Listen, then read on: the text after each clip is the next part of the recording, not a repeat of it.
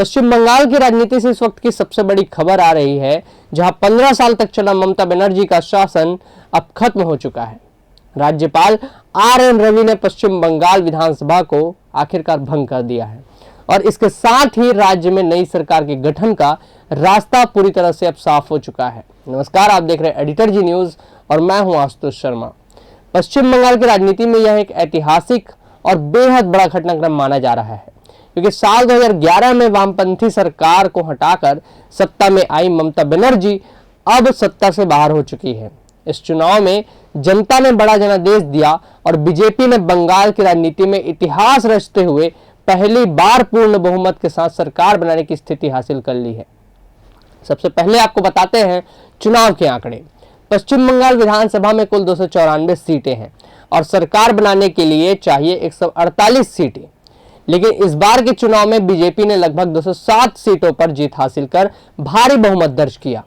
वहीं ममता बनर्जी की पार्टी तृणमूल कांग्रेस यानी टीएमसी महज 80 सीटों पर ही सिमट गई।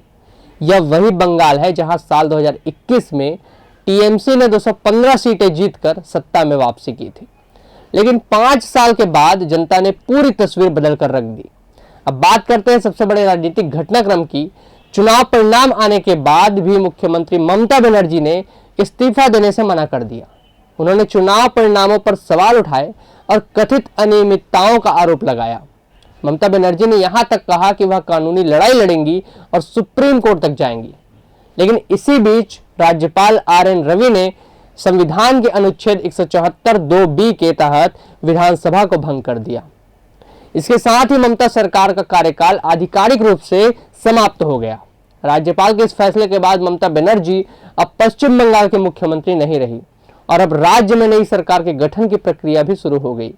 सूत्रों के मुताबिक बीजेपी विधायक दल की बैठक जल्द हो सकती है, जहां नए मुख्यमंत्री के नाम पर मुहर लगाई जाएगी। इस पूरे चुनाव में बीजेपी के सबसे बड़े चेहरे रहे शुवेंदु अधिकारी को मुख्यमंत्री पद का सबसे बड़ा प्रबल दावेदार माना जा रहा है। हालांकि पार्टी आलाकमान अंतिम फैसला करेगा। अब आपको बताते हैं कि आगे क्या प्रक्रिया होगी। सबसे पहले नवनिर्वाचित विधायकों को शपथ दिलाई जाएगी।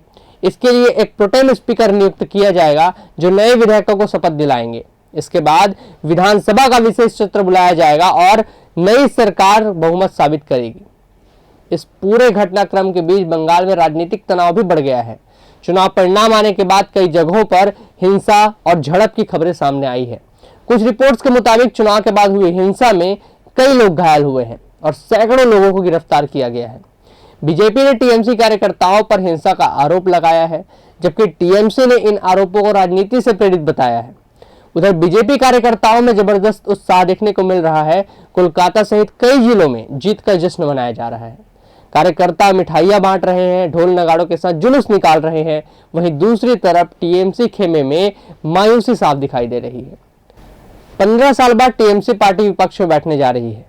राजनीतिक विश्लेषकों का कहना है कि चुनाव सिर्फ सत्ता परिवर्तन नहीं, बल्कि बंगाल की राजनीति का सबसे बड़ा टर्निंग पॉइंट साबित हो सकता है, क्योंकि लंबे समय तक वामपंथ, फिर ममता बनर्जी का दबदबा और अब बीजेपी का उभार, यह दिखाता है कि बंगाल की राजनीति पूरी तरह से बदल चुकी है। अब सबसे बड़ा सवाल यही है कि क्या बीजेपी बंगाल में स्थिर सरकार चला पाएगी, क्या टीएमसी विपक्ष की मजबूत भूमिका निभाएगी और क्या बंगाल की राजनीति में आने वाले दिनों में और बड़े बदलाव देखने को मिलेंगे।